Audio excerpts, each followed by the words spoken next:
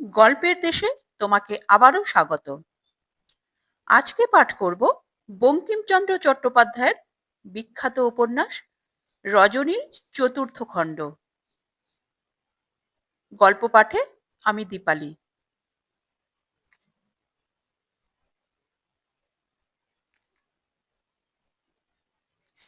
লবঙ্গলতার কথা। বড় গোল বাঁধিল। আমি তো সন্ন্যাসী ঠাকুরের হাতে পায়ে ধরিয়া কাঁদিয়া কাটিয়া শচীন্দ্রকে রজনীর বশীভূত করিবার উপায় করিতেছি। সন্ন্যাসী তন্ত্রসিদ্ধ, জগদম্বার কৃপায় যাহা মনে করেন তাই করিতে পারেন। মিত্র মহাশয় ৬০ বৎসর বয়সে যে এ পামরির এত বশীভূত, তাহা আমার গুণে কি সন্ন্যাসী ঠাকুরের গুণে, তাহা বলিয়া ওঠা ভার। আমিও কায়মনোবাক্যে পতিপদ সেবার ত্রুটি করি না। ব্রহ্মচারীও আমার জন্য যাগ যজ্ঞ তন্ত্র মন্ত্র প্রয়োগে ত্রুটি করেন না। যাহার জন্য যাহা তিনি করিয়াছেন তাহা ফলিয়াছে। কামার বউর পিতলের টুকনি সোনা করিয়া দিয়াছিলেন। উনি না পারেন কি? উহার মন্ত্রৌষধির গুণে শচীন্দ্র যে রজনীকে ভালোবাসিবে, রজনীকে বিবাহ করিতে চাহিবে, তাহাতে আমার কোনো সন্দেহই নাই। কিন্তু তবু গোল বাঁধিয়াছে, গোলযোগ অমরনাথ বাঁধাইয়াছে। এখন শুনিতেছি অমরনাথের সঙ্গেই রজনীর বিবাহ স্থির হইয়াছে।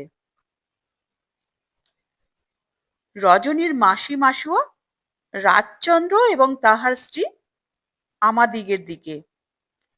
তাহার কারণ, কর্তা বলিয়াছেন বিবাহ যদি হয় তবে তোমাদিগকে ঘটক বিদায় স্বরূপ কিছু দিব। কথাটা ঘটক বিদায়, কিন্তু আঁচটা ২,০০০ ১০,০০০।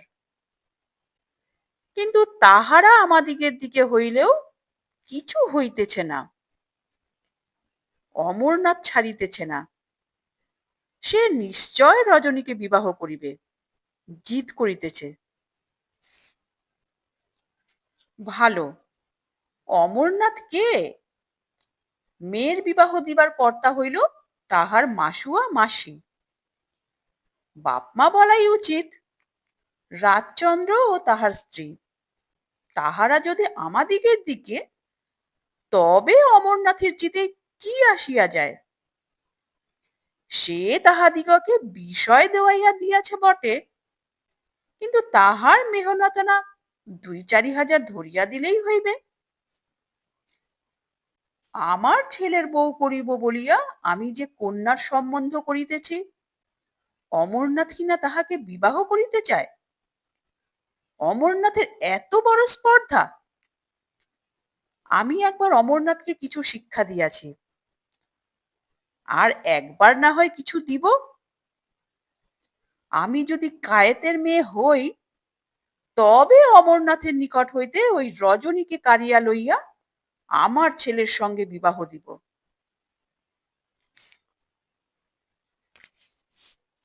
আমি অমরনাথের সকল গুণ জানি। অমরনাথ অত্যন্ত ধূর্ত। তাহার সঙ্গে যুদ্ধে প্রবৃত্ত হইলে বড় সতর্ক হইয়া কাজ করিতে হয়। আমি সতর্ক হইয়াই কার্য আরম্ভ করিলাম। প্রথমে রাজচন্দ্র দাসের স্ত্রীকে ডাকিয়া পাঠাইলাম। সে আসিলে জিজ্ঞাসা করিলাম, কেন গা মালি বউ? রাজচন্দ্রের স্ত্রীকে আমরা আজিও মালি বউ বলিতাম। রাগ না হইলে বরং বলিতাম না, রাগ হইলেই মালি বউ বলিতাম। মালি বউ বলিল, কি গা? আমি, মেয়ের বিয়ে নাকি অমর বাবুর সঙ্গে দিবে? মালি বউ, সেই কথাই তো এখন হচ্ছে। আমি, কেন হচ্ছে? আমাদের সঙ্গে কি কথা হইয়াছিল? মালি বউ, কি করিব মা, আমি মেয়ে মানুষ, অত কি জানি? মাগির মোটা বুদ্ধি দেখিয়া আমার বড় রাগ হইল। আমি বলিলাম, সে কি মালি বউ, মেয়ে মানুষে জানে না তো কি পুরুষ মানুষে জানে? পুরুষ মানুষ আবার সংসার ধর্ম কুটুম্ব কুটুম্বিতার কি জানে? পুরুষ মানুষ মাথায় মোট করিয়া টাকা বহিয়া আনিয়া দিবে, এই পর্যন্ত। পুরুষ মানুষ আবার কর্তা নাকি? বোধ হয় মাগির মোটা বুদ্ধিতে আমার কথাগুলো অসঙ্গত বোধ হইল। সে একটু হাসিল। আমি বলিলাম, তোমার স্বামীর কি মত? অমরনাথের সঙ্গে মেয়ের বিবাহ দেন? মালি বউ বলিল, তার মত নয়, তবে অমরনাথ বাবু হইতেই রজনী বিষয় পাইয়াছে, তার বাধ্য হইতেই হয়। আমি, তবে অমরনাথ বাবুকে বলো গিয়া, বিষয় রজনী এখনো পায় নাই, বিষয় আমাদের, বিষয় আমরা ছাড়িব না। পারো তোমরা বিষয় মকদ্দমা করিয়া লও গিয়া।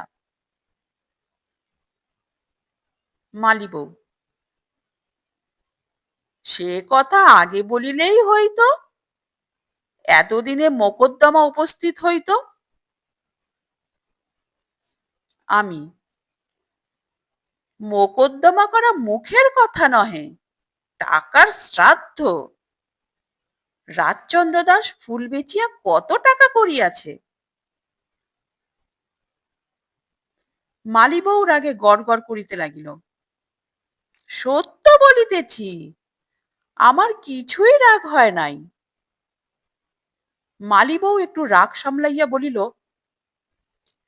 অমরবাবু আমার জামাই হইলেই বিষয় অমরবাবুর হইবে, তিনি টাকা দিয়া মোকদ্দমা করিতে পারেন, তাহার এমন শক্তি আছে। এই বলিয়া মালি বউ উঠিয়া দাঁড়ায়। আমি তাহার আঁচল ধরিয়া বসাইলাম। মালি বউ হাসিয়া বসিল। আমি বলিলাম, অমরবাবু মোকদ্দমা করিয়া বিষয় লইলে তোমার কি উপকার?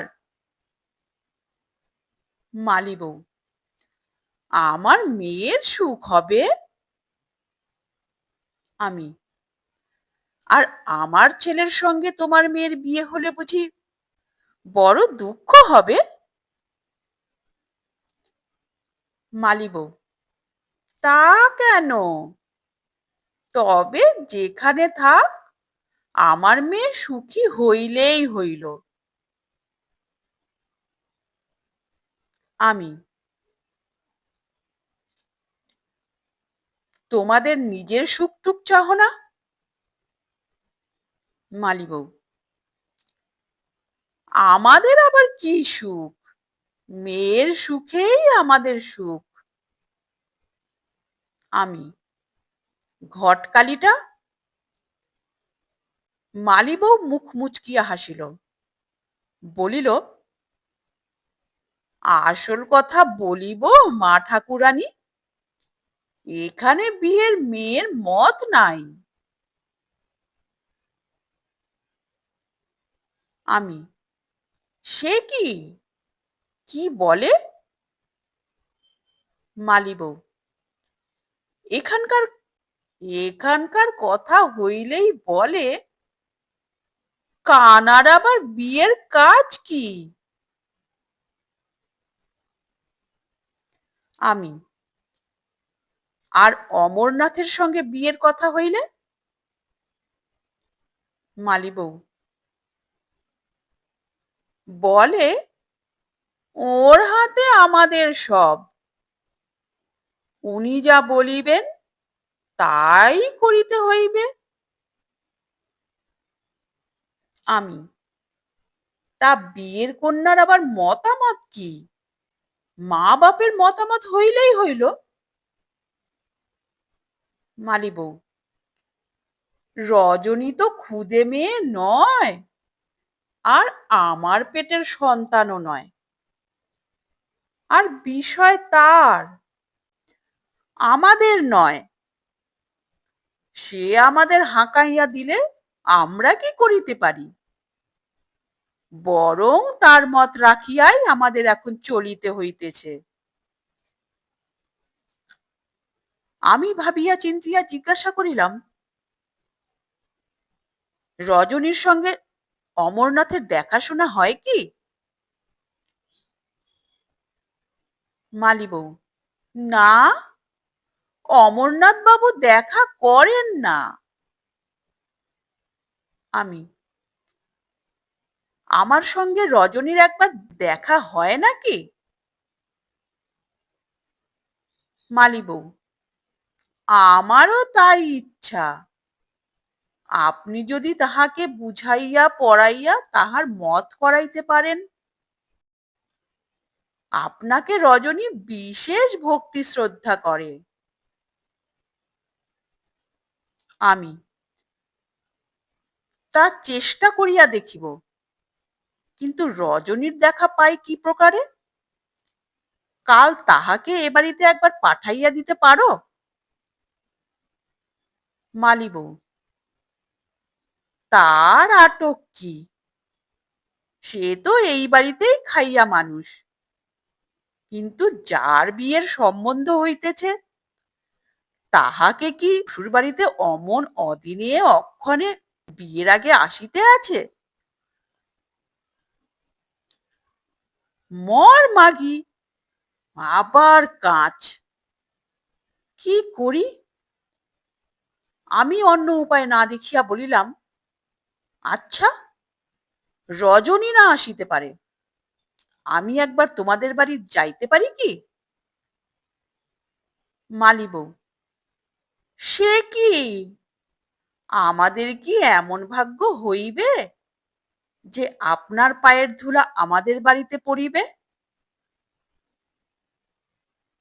আমি, কুটুম্বিতা হইলে আমার কেন, অনেকেরই পড়িবে। তুমি আমাকে আজ নিমন্ত্রণ করিয়া যাও। মালি বউ, তা আমাদের বাড়িতে আপনাকে পাঠাইতে কর্তার মত হইবে কেন? আমি, পুরুষ মানুষের আবার মতামত কি? মেয়ে মানুষের যে মত, পুরুষ মানুষেরও সেই মত। মালি বউ সোরহাত করিয়া নিমন্ত্রণ করিয়া হাসিতে হাসিতে বিদায় গ্রহণ করিল। অমরনাথের কথা। রজনীর সম্পত্তির উদ্ধার জন্য আমার এত কষ্ট সফল হইয়াছে। মিত্রেরাও নির্বিবাদে বিষয় ছাড়িয়া দিয়াছে, তথাপি বিষয়ে দখল লওয়া হয় নাই। ইহা শুনিয়া অনেকে চমৎকৃত হইতে পারেন, তাহাতে আমিও কিছু বিস্মিত। বিষয় আমার নহে, আমি দখল লইবার কেহ নহি। বিষয় রজনীর, সে দখল না লইলে কে কি করিতে পারে? কিন্তু রজনী কিছুতেই বিষয়ে দখল লইতে সম্মত নহে। বলে, আজ নহে, আর 2 দিন যাক, পশ্চাৎ দখল লইবেন, ইত্যাদি। দখল না লোক, কিন্তু দরিদ্র কন্যার ঐশ্বর্যে এত অনাস্থা কেন?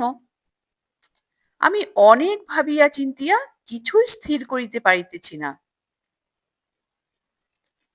রাজচন্দ্র এবং রাজচন্দ্রের স্ত্রীও বিষয়ে রজনীকে অনুরোধ করিয়াছে, কিন্তু রজনী বিষয়ে সম্প্রতি দখল লইতে চায় না। ইহার মর্ম কি?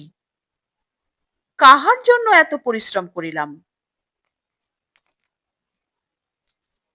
ইহার যা হয়, একটা চূড়ান্ত স্থির করিবার জন্য আমি রজনীর সহিত সাক্ষাৎ করিতে গেলাম। রজনীর সঙ্গে আমার বিবাহের কথা উত্থাপিত হওয়া অবধি আমি আর রজনীর সঙ্গে সাক্ষাৎ করিতে বড় যাইতাম না। কেননা এখন আমাকে দেখিলে রজনী কিছু লজ্জিতা হইত। কিন্তু আজ না গেলে নয় বলিয়া রজনীর কাছে গেলাম। সে বাড়িতে আমার অবারিত দ্বার। আমি রজনীর সন্ধানে তাহার ঘরে গিয়া তাহাকে দেখিতে পাইলাম না। ফিরিয়া আসিতেছি, এমতো সময়ে দেখিতে পাইলাম রজনী আর একটি স্ত্রীলোকের সঙ্গে উপরে উঠিতেছে। সে স্ত্রীলোককে দেখিয়াই চিনিলাম। অনেকদিন দেখি নাই, কিন্তু দেখিয়াই চিনিলাম যে ওই গজেন্দ্রগামিনী ললিত লবঙ্গলতা। রজনী ইচ্ছাপূর্বক জীর্ণ বস্ত্র পরিয়াছিল। লজ্জায় সে লবঙ্গলতার সঙ্গে ভালো করিয়া কথা কহিতেছিল না। লবঙ্গলতা হাসিতে উছলিয়া পড়িতেছিল। রাগ বা বিদ্বেষের কিছুমাত্র লক্ষণ দেখা গেল না। সে হাসি অনেক দিন শুনি নাই। সে হাসি তেমনই ছিল, পূর্ণিমার সমুদ্রে ক্ষুদ্র তরঙ্গের তুল্য, সপুষ্প বসন্তলতার আন্দোলন তুল্য। তাহা হইতে সুখ ভাঙিয়া ভাঙিয়া ঝরিয়া পড়িতেছিল। আমি অবাক হইয়া নিস্পন্দ শরীরে সশঙ্ক চিত্তে এই বিচিত্র চরিত্রা রমণীর মানসিক শক্তির আলোচনা করিতেছিলাম। ললিত লবঙ্গলতা কিছুতেই টলে নাই। লবঙ্গলতা মহান ঐশ্বর্য হইতে দারিদ্র্যে পড়িয়াছে, তবু সেই সুখময় হাসি। যে রজনী হইতে এই ঘোর বিপদ ঘটিয়াছে তাহারই গৃহে উঠিতেছে, তাহার সঙ্গে আলাপ করিতেছে, তবু সেই সুখময় হাসি। আমি সম্মুখে, তবু সেই সুখময় হাসি। অথচ আমি জানি লবঙ্গ কোনো কথাই ভুলে নাই। আমি সরিয়া পার্শ্বের ঘরে গেলাম। লবঙ্গলতা প্রথমে সেই ঘরে প্রবেশ করিল। নিঃশঙ্ক চিত্তে আজ্ঞাদায়িনী রাজরাজেশ্বরীর ন্যায় রজনীকে বলিল, রজনী, তুই এখন আর কোথাও যা, তোর বরের সঙ্গে আমার গোপনে কিছু কথা আছে।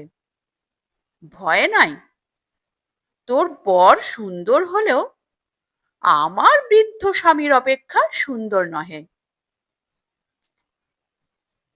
রজনী অপ্রতিভ হইয়া কি ভাবিতে ভাবিতে সরিয়া গেল। ললিত লবঙ্গলতা ভ্রুকুটি কুটিল করিয়া সেই মধুর হাসি হাসিয়া ইন্দ্রাণীর মতো আমার সম্মুখে দাঁড়াইল। একবার বই কেহ অমরনাথকে আত্মবিস্মৃত দেখে নাই। আবার আত্মবিস্মৃত হইলাম।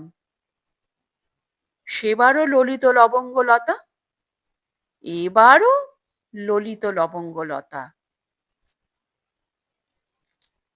লবঙ্গ হাসিয়া বলিল, আমার মুখপানে চাহিয়া কি দেখিতেছ? তোমার অর্জিত ঐশ্বর্য কারিয়া লইতে আসিয়াছি কিনা? মনে করিলে তাহা পারি। আমি বলিলাম, তুমি সব পারো, কিন্তু ওইটি পারো না। পারিলে কখন রজনীকে বিষয় দিয়া এখন স্বহস্তে রাঁধিয়া সতীনকে খাওয়াইবার বন্দোবস্ত করিতে না। লবঙ্গ উচ্চ হাসি হাসিয়া বলিল, ওটা বুঝি বড় গায়ে লাগিবে মনে করেছ? সতীনকে রাঁধিয়া দিতে হয়, বড় দুঃখের কথা বটে। কিন্তু একটা পাহারাওয়ালাকে ডাকিয়া তোমাকে ধরাইয়া দিলে এখনই আবার 5টা রাঁধুনি রাখিতে পারি। আমি বলিলাম, বিষয় রজনীর, আমাকে ধরাইয়া দিলে কি হইবে? যাহার বিষয় সে ভোগ করিতে থাকিবে। লবঙ্গ, তুমি কস্মিন কালে স্ত্রীলোক চিনিলে না। যাহাকে ভালোবাসে তাহাকে রক্ষার জন্য রজনী এখনই বিষয় ছাড়িয়া দিবে।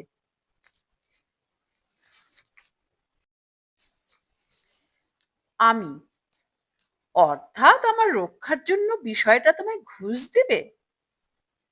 লবঙ্গ, তাই। আমি, তবে এতদিন সে ঘুষ চাও নাই, আমাদিগের বিবাহ হয় নাই বলিয়া। বিবাহ হইলেই সে ঘুষ চাহিবে? লবঙ্গ, তোমার মতো ছোট লোককে বুঝিবে কি প্রকারে? চোরেরা বুঝিতে পারে না যে পরের দ্রব্য অস্পৃশ্য। রজনীর সম্পত্তি রাখিতে পারিলেও আমি রাখিব কেন? আমি বলিলাম, তুমি যদি এমন না হবে, তবে আমার সে মরণ কুবুদ্ধি ঘটিবে কেন?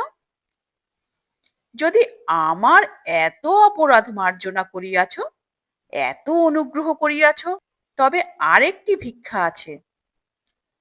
যাহা জানো তাহা যদি অন্যের কাছে না বলিয়াছ, তবে রজনীর কাছেও বলিও না। দর্পিতা লবঙ্গলতা ভ্রুভঙ্গি করিল। কি সুন্দর ভ্রুভঙ্গি! বলিল, আমি কি ঠক? যে তোমার স্ত্রী হইবে তাহার কাছে তোমার নামে ঠকাম করিবার জন্যে কি আমি তাহার বাড়িতে আসিয়াছি? এই বলিয়া লবঙ্গলতা হাসিল। তাহার হাসির মর্ম আমি কিছু কখনো বুঝিতে পারি না। লবঙ্গ বিলক্ষণ রাগিয়া উঠিয়াছিল, কিন্তু হাসিতে সব রাগ ভাসিয়া গেল, যেন জলের উপর হইতে মেঘের ছায়া সরিয়া গেল। তাহার উপর মেঘমুক্ত চন্দ্রের ন্যায় জ্বলিতে লাগিল। আমি লবঙ্গলতার মর্ম কখনো বুঝিতে পারিলাম না। হাসিয়া লবঙ্গ বলিল, তবে আমি রজনীর কাছে যাই? যাও। ললিত লবঙ্গলতা, ললিত লবঙ্গলতার মতো দুলিতে দুলিতে চলিল। ক্ষণেক পরে আমাকে ডাকিয়া পাঠাইল। গিয়া দেখিলাম লবঙ্গলতা দাঁড়াইয়া আছে, রজনী তাহার পায়ে হাত দিয়া কাঁদিতেছে। আমি গেলে লবঙ্গলতা বলিল, শোনো, তোমার ভবিষ্যৎ ভার্যা কি বলিতেছে। তোমার সম্মুখে নহিলে আমি এমন কথা আমি কানে শুনিব না। আমি বিস্মিত হইয়া জিজ্ঞাসা করিলাম, কি? লবঙ্গলতা রজনীকে বলিল, বলো, তোমার বর আসিয়াছেন। রজনী সকাতরে অশ্রুপূর্ণ লোচনে ললিত লবঙ্গলতার চরণ স্পর্শ করিয়া বলিল, আমার এই ভিক্ষা, আমার যে কিছু সম্পত্তি আছে, এই বাবুর যত্নে আমার সে সম্পত্তি উদ্ধৃত হইয়াছে। আমি লেখাপড়া করিয়া আপনাকে দান করিব, আপনি গ্রহণ করিবেন নাকি? আহ্লাদে আমার সর্বান্তকরণ প্লাবিত হইল। আমি রজনীর জন্য যে যত্ন করিয়াছিলাম, যে ক্লেশ স্বীকার করিয়াছিলাম, তাহা সার্থক বোধ হইল। আমি পূর্বেই বুঝিয়াছিলাম, এখন আরো পরিষ্কার বুঝিলাম যে রমণীকুলে অন্ধ রজনী অদ্বিতীয় রত্ন। লবঙ্গলতার প্রজ্জ্বল জ্যোতিও তাহার কাছে ম্লান হইল। আমি ইতিপূর্বেই রজনীর অন্ধ নয়নে আত্মসমর্পণ করিয়াছিলাম, আজই তাহার কাছে বিনামূল্যে বিকৃত হইলাম। এই অমূল্য রত্নে আমার অন্ধকার পুরী প্রকাশিত করিয়া এই জীবন সুখে কাটাইব। বিধাতা আমার কি সেদিন করিবেন না? লবঙ্গলতার কথা আমি মনে করিয়াছিলাম, রজনীর এই বিস্ময়কর কথা শুনিয়া অমরনাথ আগুনের সেঁকা কলা পাতার মতো শুকাইয়া উঠিবে। কই, তাহা তো কিছুই দেখিলাম না। তাহার মুখ না শুকাইয়া বরং প্রফুল্ল হইল। বিস্মিত হতবুদ্ধি, যা হইবার তাহা আমিই হইলাম। আমি প্রথমে তামাশা মনে করিলাম, কিন্তু রজনীর কাতরতা, অশ্রুপাত এবং দার্ঢ্য দেখিয়া আমার নিশ্চয় প্রতীতি জন্মিল যে রজনী আন্তরিক বলিতেছে। আমি বলিলাম, রজনী, কায়েতের কুলে তুমিই ধন্য, তোমার মতো কেহ নাই। কিন্তু আমি তোমার দান গ্রহণ করিব না। রজনী বলিল, না গ্রহণ করেন, আমি ইহা বিলাইয়া দিব। আমি, অমরনাথ বাবুকে? রজনী, আপনি উহাকে সবিশেষ চিনেন না। আমি দিলেও উনি লইবেন না, লইবার অন্য লোক আছে। আমি, অমরনাথ বাবু কি বলো? অমর, আমার সঙ্গে কোনো কথা হইতেছে না, আমি কি বলিব? আমি বড় ফাঁপড়ে পড়িলাম। রজনী যে বিষয় ছাড়িয়া দিতেছে তাহাতে বিস্মিত, আবার অমরনাথ যে বিষয় উদ্ধারের জন্য এত করিয়াছিল, যাহার লোভে রজনীকে বিবাহ করিবার জন্য উদ্যোগ করিতেছে, সে বিষয় হাতছাড়া হইতেছে দেখিয়াও সে প্রফুল্ল। কাণ্ডখানা কি! আমি অমরনাথকে বলিলাম যে যদি স্থানান্তরে যাও, তবে আমি রজনীর সঙ্গে সকল কথা মুখ ফুটিয়া কই। অমরনাথ অমনি সরিয়া গেল।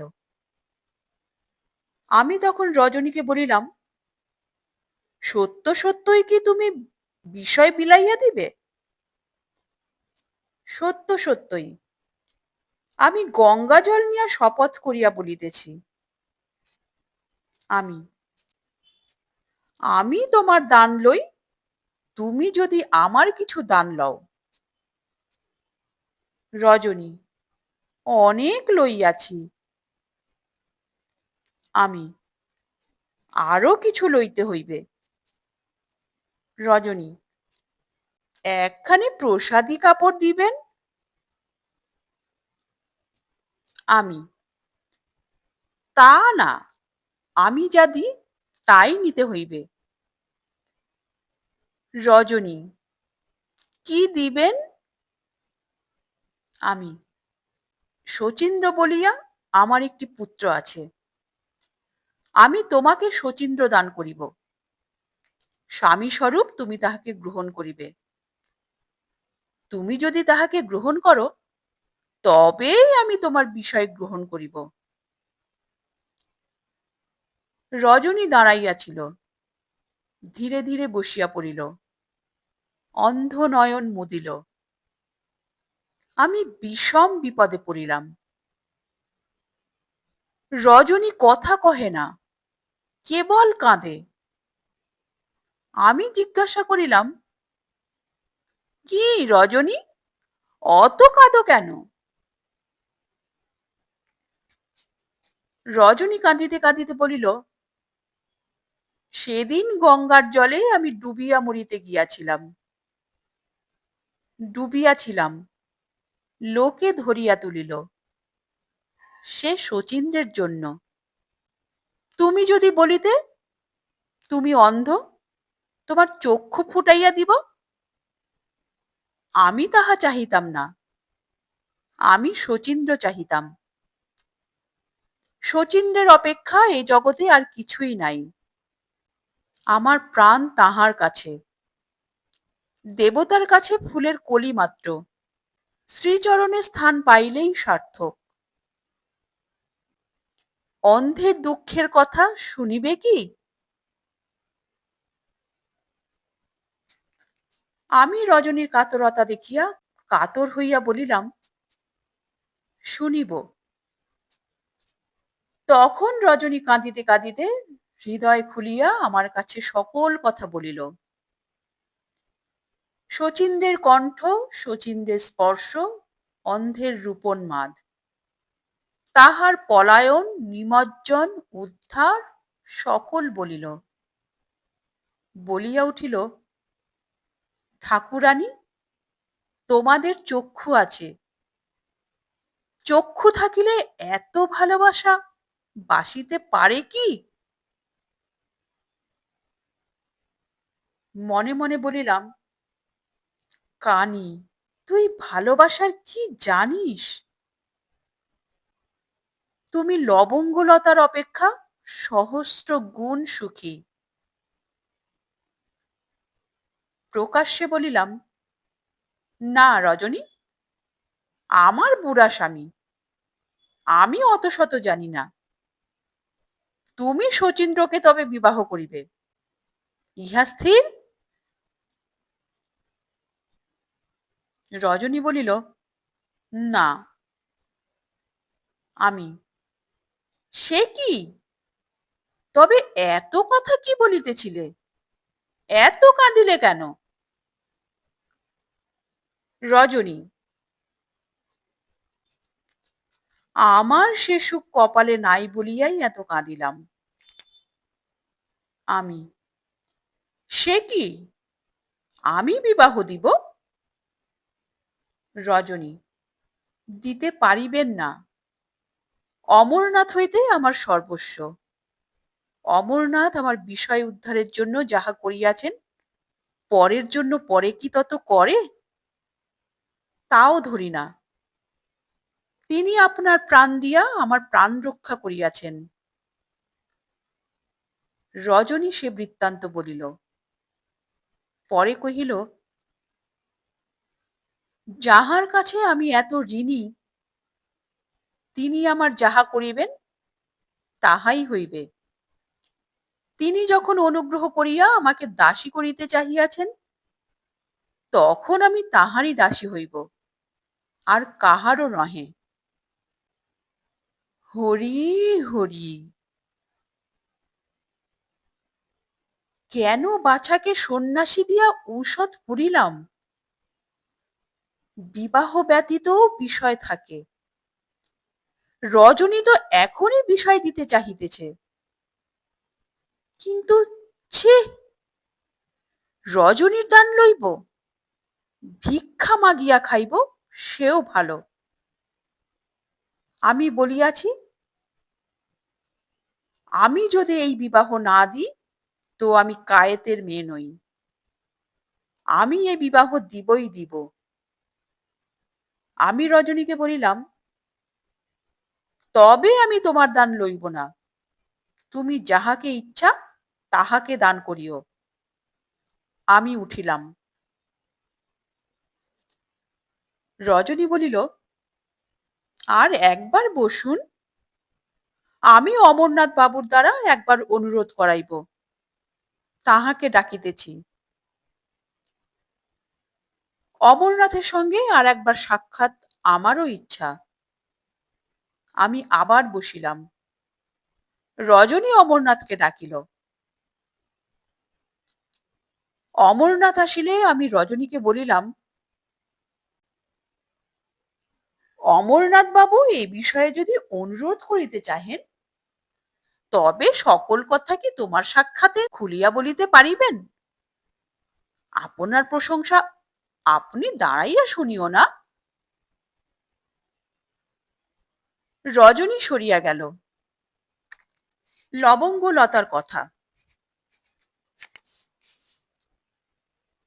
আমি অমরনাথকে জিজ্ঞাসা করিলাম, তুমি কি রজনীকে বিবাহ করিবে? অমরনাথ, করিব, স্থির। আমি, এখনো স্থির? রজনীর বিষয় তো রজনী আমাকে দিতেছে। অমরনাথ, আমি রজনীকে বিবাহ করিব, বিষয় বিবাহ করিব না। আমি, বিষয়ের জন্যই তো রজনীকে বিবাহ করিতে চাহিয়াছিলে। অমরনাথ, স্ত্রীলোকের মন এমনই কদর্য। আমি, আমাদের উপর এত অভক্তি কতদিন?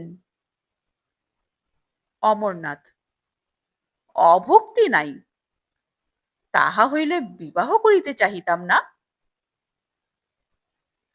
আমি, কিন্তু বাছিয়া বাছিয়া অন্ধ কন্যাতে এত অনুরাগ কেন? তাই বিষয়ের কথা বলিতেছিলাম।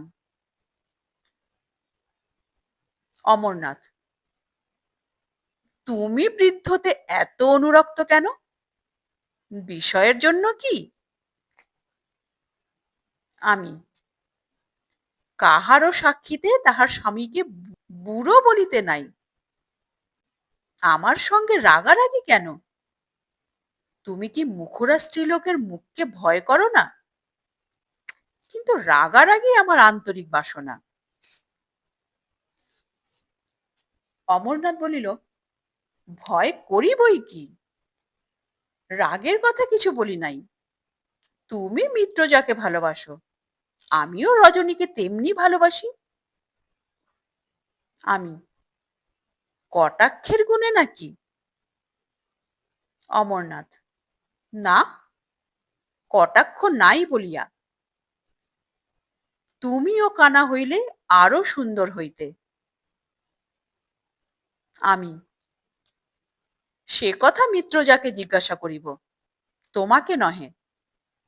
সম্প্রতি তুমিও যেমন রজনীকে ভালোবাসো, আমিও রজনীকে তেমনি ভালোবাসি। অমরনাথ, তুমিও রজনীকে বিবাহ করিতে চাও নাকি? আমি, প্রায়। আমি নিজে তাহাকে বিবাহ না করি, তাহাকে ভালো বিবাহ দিতে চাই। তোমার সঙ্গে তাহার বিবাহ হইতে দিব না। অমরনাথ, আমি সুপাত্র, রজনীর এরূপ আর জুটিতেছে না। আমি, তুমি কুপাত্র, আমি সুপাত্র জোটাইয়া দিব। অমরনাথ, আমি কুপাত্র কিসে? আমি, কামিজটা খুলিয়া পিঠ বাহির করো দেখি। অমরনাথের মুখ শুকাইয়া কালো হইয়া গেল। অতি দুঃখিত ভাবে বলিল, ছি, লবঙ্গ!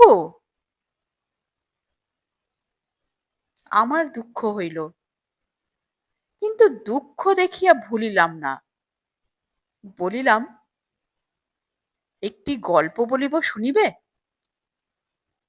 আমি কথা চাপা দিতেছি মনে করিয়া অমরনাথ বলিল, শুনিব। আমি তখন বলিতে লাগিলাম,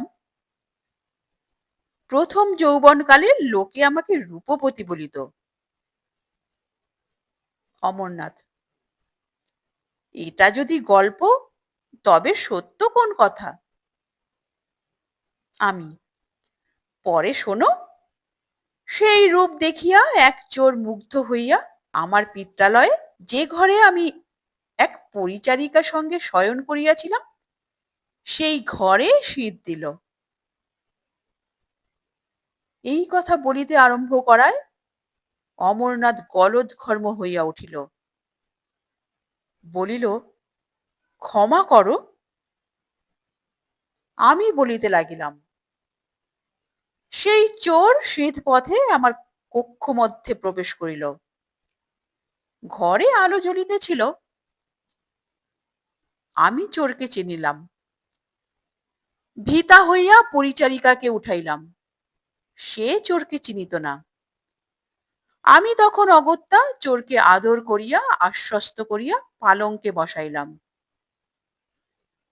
অমর: ক্ষমা করো, সে তো আমি সকলই জানি। আমি: তবুও একবার স্মরণ করিয়া দেওয়া ভালো। ক্ষণেক পরে চোরের অলক্ষ্যে আমার সংকেতানুসারে পরিচারিকা বাহিরে গিয়া দারোয়ানকে ডাকিয়া লইয়া সিধ মুখে দাঁড়াইয়া রহিল। আমিও সময় বুঝিয়া বাহিরে প্রয়োজন আছে ছলনা করিয়া নির্গত হইয়া বাহির হইতে একমাত্র দ্বারের শৃঙ্খল বদ্ধ করিলাম। মন্দ করিয়াছিলাম? অমরনাথ বলিল, এ সকল কথা কেন? আমি: পরে চোর নির্গত হইল কি প্রকারে বলো দেখি। ডাকিয়া পাড়ার লোক জমা করিলাম। বড় বড় বলবানরা আসিয়া চোরকে ধরিল। চোর লজ্জায় মুখে কাপড় দিয়া রহিল। আমি দয়া করিয়া তাহার মুখের কাপড় খুলাইলাম না, কিন্তু স্বহস্তে লোহার শলা তপ্ত করিয়া তাহার পিঠে লিখিয়াছিলাম, চোর। অমরবাবু, অতি গ্রীষ্মেও কি আপনি গায়ের জামা খুলিয়া শয়ন করেন না? অমরনাথ: না। আমি: লবঙ্গলতার হস্তাক্ষর মুছিবার নহে। আমি রজনীকে ডাকিয়া এই গল্প শুনাইয়া যাই ইচ্ছা ছিল, কিন্তু শুনাইব না। তুমি রজনীর যোগ্য নহে। রজনীকে বিবাহ করিতে চেষ্টা পাইও না। যদি ক্ষান্ত না হও তবে সুতরাং শুনাইতে বাধ্য হইব। অমরনাথ কিছুক্ষণ ভাবিল, পরে দুঃখিত ভাবে বলিল, শুনাইতে হয় শুনাইও। তুমি শুনাও বা না শুনাও, আমি স্বয়ং আজি তাহাকে সকল শুনাইব। আমার দোষগুণ সকল শুনিয়া রজনী আমাকে গ্রহণ করিতে হয় গ্রহণ করিবে, না করিতে হয় না করিবে। আমি তাহাকে প্রবঞ্চনা করিব না। আমি হারিয়া মনে মনে অমরনাথকে শত শত ধন্যবাদ করিতে করিতে হর্ষ বিষাদে ঘরে ফিরিয়া আসিলাম। শচীন্দ্রনাথের কথা। ঐশ্বর্য হারাইয়া কিছুদিন পরে আমি পীড়িত হইলাম। ঐশ্বর্য হইতে দারিদ্র্যে পতনের আশঙ্কায় মনে কোনো বিকার উপস্থিত হইয়াছিল বলিয়া কি কি জন্য এই পীড়ার উৎপত্তি তাহা আমি বলিবার কোনো চেষ্টা পাইব না, কেবল পীড়ার লক্ষণ বলিব। সন্ধ্যার পূর্বে রৌদ্রের তাপ অপনীত হইলে পর প্রাসাদের উপর বসিয়া অধ্যয়ন করিতেছিলাম। সমস্ত দিবস অধ্যয়ন করিয়াছিলাম। জগতের দুরূহ গূঢ় তত্ত্ব সকলের আলোচনা করিতেছিলাম। কিছুরই মর্ম বুঝিতে পারি না, কিন্তু কিছুতেই আকাঙ্ক্ষা নিবৃত্তি পায় না। যত পড়ি তত পড়িতে সাধ করে। শেষ শ্রান্তি বোধ হইল। পুস্তক বন্ধ করিয়া হস্তে লইয়া চিন্তা করিতে লাগিলাম। একটু নিদ্রা আসিল, অথচ নিদ্রা নহে, সে মোহ। নিদ্রার ন্যায় সুখকর বা তৃপ্তিজনক নহে। ক্লান্ত হস্ত হইতে পুস্তক খসিয়া পড়িল। চক্ষু চাহিয়া আছি, বাহ্য বস্তু সকলই দেখিতে পাইতেছি, কিন্তু কিন্তু কি দেখিতেছি তাহা বলিতে পারি না। অকস্মাৎ সেইখানে প্রভাত বীচি বিক্ষেপ চপলা কলকলনাদিনী নদী বিস্তৃতা দেখিলাম, যেন তথা উষার উজ্জ্বল বর্ণে পূর্বদিক প্রভাসিত হইতেছে। দেখি সেই গঙ্গা প্রবাহ মধ্যে সৈকত মূলে রজনী রজনী জলে নামিতেছে, ধীরে ধীরে ধীরে, অন্ধ অথচ কুঞ্চিত ভ্রু, বিকলা অথচ স্থিরা। সেই প্রভাত শান্তি শীতলা ভাগীরথীর ন্যায় গম্ভীরা, ধীরা সেই ভাগীরথীর ন্যায় অন্তরে দুর্জয় বেগশালিনী।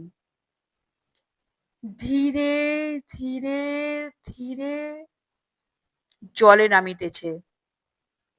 দেখিলাম কি সুন্দর, রজনী কি সুন্দরী! বৃক্ষ হইতে নবমঞ্জরীর সুগন্ধের ন্যায়, দূরশ্রুত সঙ্গীতের শেষ ভাগের ন্যায় রজনী জলে ধীরে ধীরে ধীরে নামিতেছে। ধীরে রজনী, ধীরে, আমি দেখি তোমায়, তখন অনাদর করিয়া দেখি নাই, এখন একবার ভালো করিয়া দেখিয়া লই। ধীরে রজনী, ধীরে। আমার মূর্ছা হইল। মূর্ছার লক্ষণ সকল আমি অবগত নহি, যাহা পশ্চাৎ শুনিয়াছি তাহা বলিয়া কোনো ফল নাই। আমি যখন পুনর্বার চেতনা প্রাপ্ত হইলাম তখন রাত্রিকাল। আমার নিকট অনেক লোক, কিন্তু আমি সে সকল কিছুই দেখিলাম না।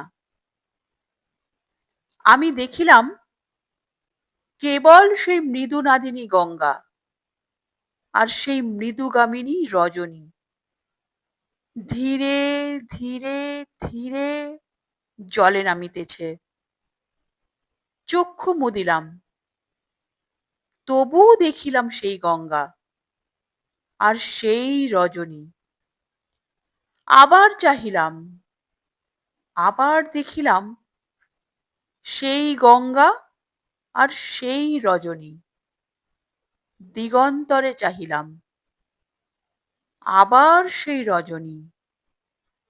ধীরে ধীরে ধীরে জলে নামিতেছে।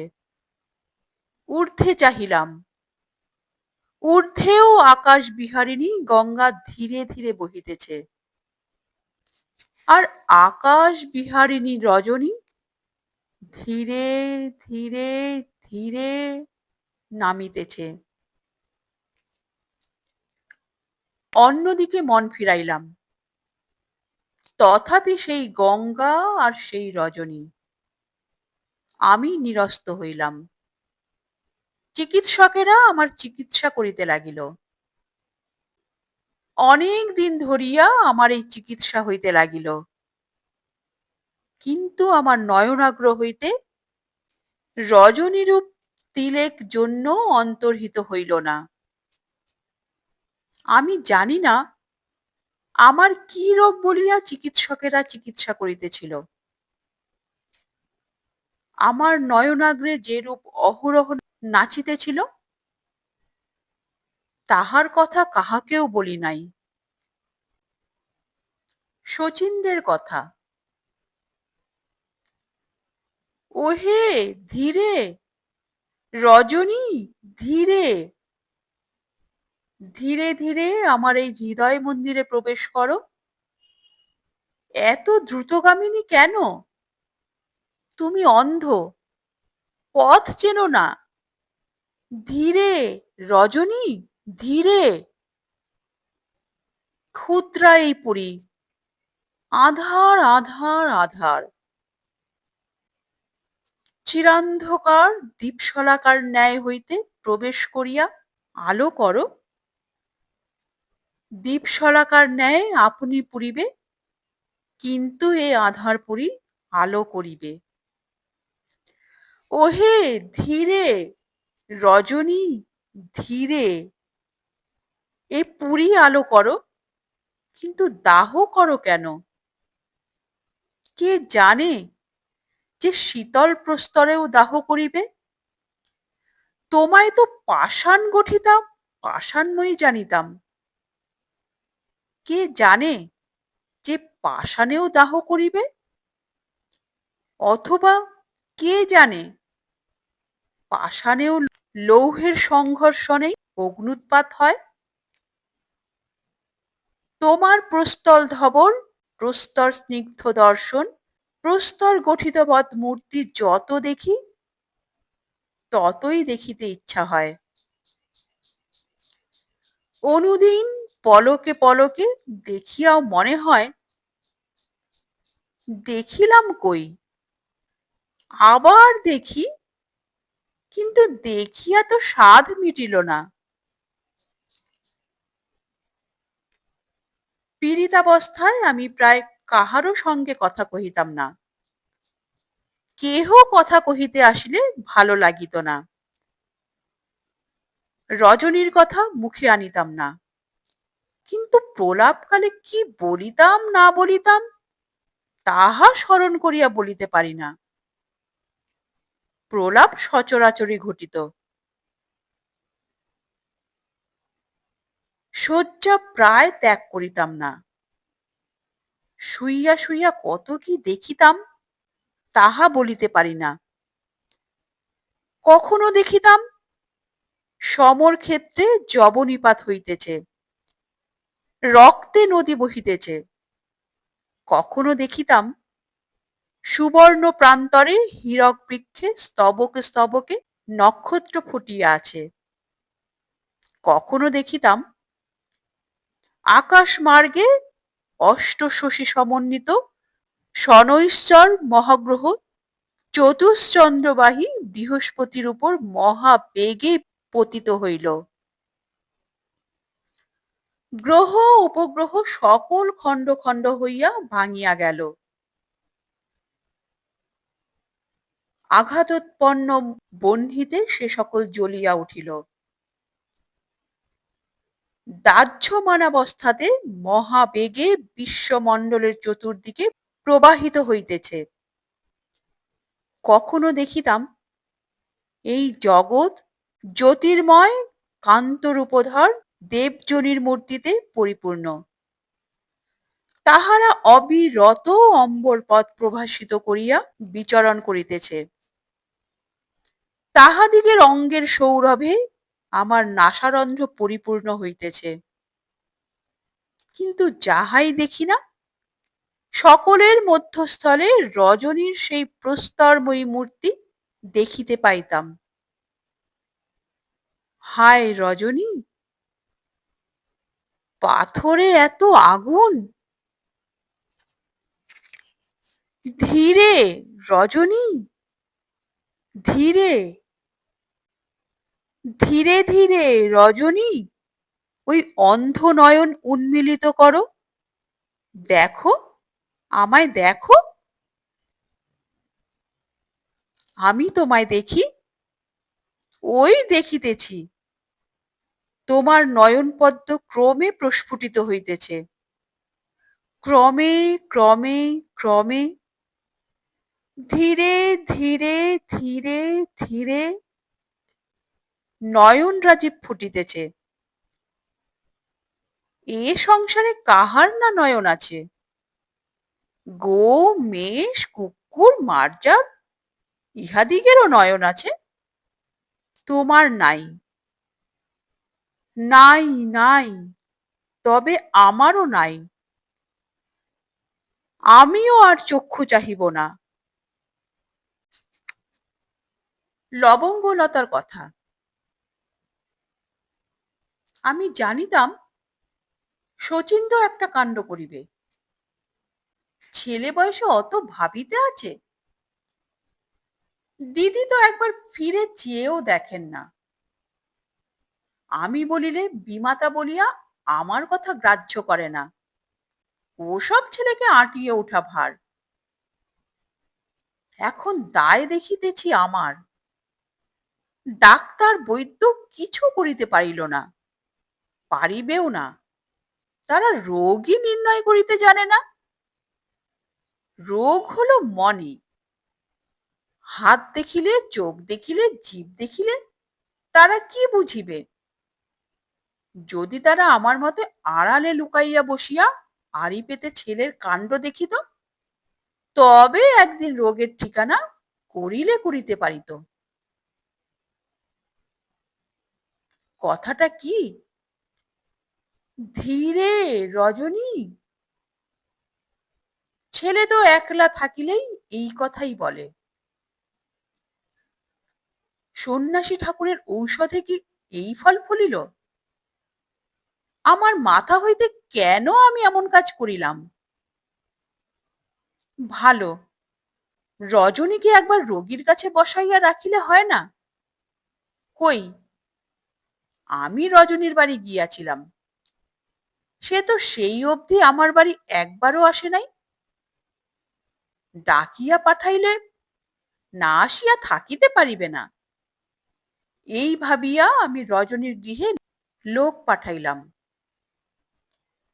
বলিয়া পাঠাইলাম যে আমার বিশেষ প্রয়োজন আছে, একবার আসিতে বলিও। মনে করিলাম আগে একবার শচীন্দ্রের কাছে রজনীর কথা পারিয়া দেখি, তাহা হইলে বুঝিতে পারিব রজনীর সঙ্গে শচীন্দ্রের পীড়ার কোনো সম্বন্ধ আছে কিনা। অতএব প্রকৃত তত্ত্ব জানিবার জন্য শচীন্দ্রের কাছে গিয়া বসিলাম। এই কথা ও কথার পর রজনীর প্রসঙ্গ ছলে পারিলাম। আর কেহ সেখানে ছিল না। রজনীর নাম শুনিবা মাত্র বাছা অমনি চমকে হংসীর ন্যায় গ্রীবা তুলিয়া আমার মুখ প্রতি চাহিয়া রহিল। আমি যত রজনীর কথা বলিতে লাগিলাম, শচীন্দ্র কিছুই উত্তর করিল না, কিন্তু ব্যাকুলিত চক্ষে আমার প্রতি চাহিয়া রহিল। ছেলে বড় অস্থির হইয়া উঠিল। এটা পারে সেটা ভাঙে এইরূপ আরম্ভ করিল। আমি পরিশেষে রজনীকে তিরস্কার করিতে লাগিলাম। সে অত্যন্ত ধনলুব্ধা, আমাদিগের পূর্বকৃত উপকার কিছুমাত্র স্মরণ করিল না। এইরূপ কথাবার্তা শুনিয়া শচীন্দ্র অপ্রসন্ন ভাবাপন্ন হইলেন, এমন আমার বোধ হইল, কিন্তু কথায় কিছু প্রকাশ পাইল না। নিশ্চয় বুঝিলাম এটি সন্ন্যাসীর কীর্তি। তিনি এক্ষণে স্থানান্তরে গিয়াছিলেন, অল্পদিনে আসিবার কথা ছিল। তাহার প্রতীক্ষা করিতে লাগিলাম, কিন্তু তাহাও মনে মনে ভাবিতে লাগিলাম যে তিনিই বা কি করিবেন। আমি নির্বোধ দুরাকাঙ্ক্ষা পরবশ স্ত্রীলোক, ধনের লোভে অগ্রপশ্চাৎ না ভাবিয়া আপনি এই বিপত্তি উপস্থিত করিয়াছি। তখন মনে মনে জানিতাম যে রজনীকে নিশ্চয়ই পুত্রবধূ করিব। তখন কে জানে যে কানা ফুলওয়ালিও দুর্লভ হইবে? কে জানে যে সন্ন্যাসীর মন্ত্র ঔষধে হিতে বিপরীত হইবে? স্ত্রীলোকের বুদ্ধি অতি ক্ষুদ্র, তাহা জানিতাম না।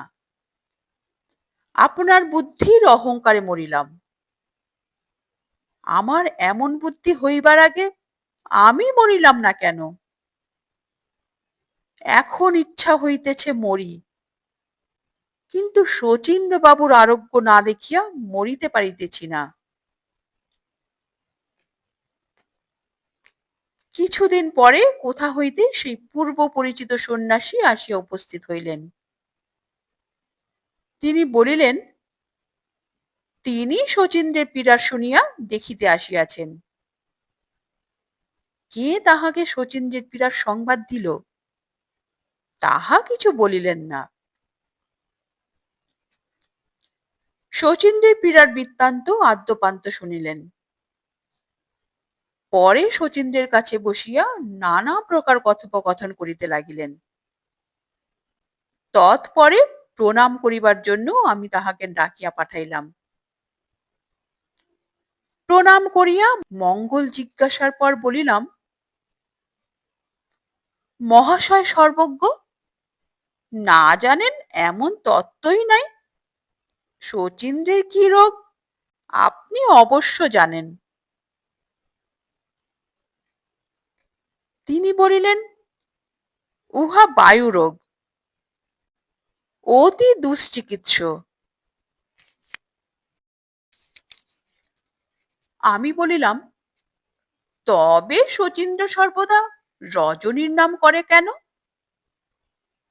সন্ন্যাসী বলিলেন, তুমি বালিকা, বুঝিবে কি?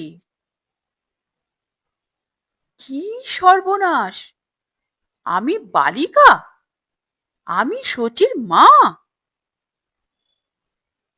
এই রোগের এক গতি এই যে হৃদয়স্থ লুক্কায়িত এবং অপরিচিত ভাব বা প্রবৃত্তি সকল প্রকাশিত হইয়া পড়ে এবং অত্যন্ত বলবান হইয়া ওঠে।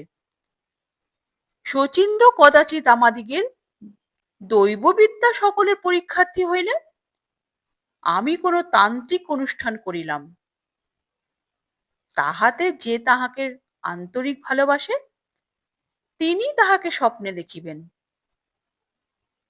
শচীন্দ্র রাত্রি যোগে রজনীকে স্বপ্নে দেখিলেন। স্বাভাবিক নিয়ম এই যে যে আমাদিগকে ভালোবাসে বুঝিতে পারি, আমরা তাহার প্রতি অনুরক্ত হই। অতএব সেই রাত্রে শচীন্দ্রের মনে রজনীর প্রতি অনুরাগের বীজ গোপনে সমারোপিত হইল। কিন্তু রজনী অন্ধ এবং ইতর লোকের কন্যা ইত্যাদি কারণে সে অনুরাগ পরিস্ফুট হইতে পারে নাই। অনুরাগী লক্ষণ সহৃদয়ে কিছু দেখিতে পাইলেও শচীন্দ্র তৎপ্রতি বিশ্বাস করেন নাই। ক্রমে ঘোরতর দারিদ্র দুঃখের আশঙ্কা তোমাদিগকে পীড়িত করিতে লাগিল। সর্বাপেক্ষা শচীন্দ্রই তাহাতে গুরুতর ব্যথা পাইলেন। অন্য মনে দারিদ্র দুঃখ ভুলিবার জন্য শচীন্দ্র অধ্যয়নে মন দিলেন। অনন্য মনা হইয়া বিদ্যালোচনা করিতে লাগিলেন। সেই বিদ্যালোচনার আধিক্য হেতু চিত্ত উদ্ভ্রান্ত হইয়া উঠিল। তাহাতে এই মানসিক রোগের সৃষ্টি। সেই মানসিক রোগকে অবলম্বন করিয়া রজনীর প্রতি এই বিলুপ্ত প্রায় অনুরাগ পুনঃ প্রস্ফুটিত হইল। এখন আর শচীন্দ্রের সে মানসিক শক্তি ছিল না যে তদ্বারা তিনি সেই অবিহিত অনুরাগকে প্রশমিত করেন। বিশেষ পূর্বেই বলিয়াছি যে এই সকল মানসিক পীড়ার কারণ যে যে গুপ্ত মানসিক ভাব বিকশিত হয় তাহা অপ্রকৃত হইয়া ওঠে, তখন তাহা বিকারের স্বরূপ প্রতীয়মান হয়। শচীন্দ্রের সেইরূপ এ বিকার। আমি তখন কাতর হইয়া জিজ্ঞাসা করিলাম যে ইহার প্রতিকারের কি উপায় হইবে? সন্ন্যাসী বলিলেন, আমি ডাক্তারি শাস্ত্রের কিছুই জানি না। ডাক্তার দিগের দ্বারা এ রোগ উপশম হইতে পারে কিনা তাহা বিশেষ বলিতে পারি না, কিন্তু ডাক্তারেরা কখনো এই সকল রোগের প্রতিকার করিয়াছেন এমন আমি শুনি নাই। আমি বলিলাম যে অনেক ডাক্তার দেখানো হইয়াছে, কোনো উপকার হয় নাই। সন্ন্যাসী, সচরাচর বৈদ্য চিকিৎসকের দ্বারাও কোনো উপকার হইবে না। আমি, তবে কি কোনো উপায় নাই? সন্ন্যাসী, যদি বলো তবে আমি ঔষধ দিই। আমি, আপনার ঔষধের অপেক্ষা কাহার ঔষধ? আপনিই আমাদের রক্ষাকর্তা, আপনিই ঔষধ দিন। সন্ন্যাসী, তুমি বাড়ির গৃহিণী, তুমি বলিলেই ঔষধ দিতে পারি। শচীন্দ্রও তোমার বাধ্য, তুমি বলিলেই সে আমার ঔষধ সেবন করিবে। কিন্তু কেবল ঔষধে আরোগ্য হইবে না, মানসিক পীড়ার মানসিক চিকিৎসা চাই। রজনীকে চাই। আমি, রজনী আসিবে, ডাকিয়া পাঠাইয়াছি। সন্ন্যাসী, কিন্তু রজনীর আগমনে ভালো হইবে কি মন্দ হইবে তাহাও বিবেচ্য। এমতো হইতে পারে যে রজনীর প্রতি এই অপ্রকৃত অনুরাগ রুগ্নাবস্থায় দেখা সাক্ষাৎ হইলে বদ্ধমূল হইয়া স্থায়িত্ব প্রাপ্ত হইবে। যদি রজনীর সঙ্গে বিবাহ না হয় তবে রজনী না আসাই ভালো। আমি, রজনীর আশা ভালো হোক মন্দ হোক তাহা বিচার করিবার আর সময় নাই। ওই দেখুন রজনী আসিতেছে। সেই সময় একজন পরিচারিকা সঙ্গে রজনী আসিয়া উপস্থিত হইল।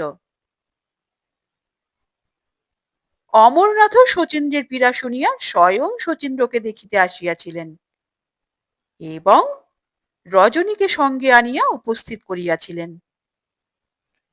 আপনি বহির্বাটিতে থাকিয়া পরিচারিকার সঙ্গে তাহাকে অন্তঃপুরে পাঠাইয়া দিয়াছিলেন।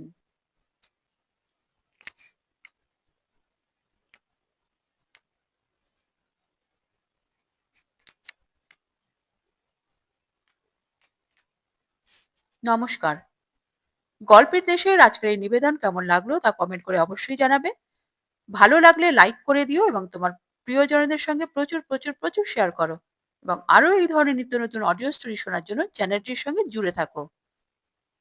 চ্যানেলে যারা নতুন এসছো তারা চ্যানেলটিকে সাবস্ক্রাইব করে বেল আইকনটি প্রেস করে রাখো যেন পরবর্তী নোটিফিকেশন সবার আগে তোমার কাছে পৌঁছায়।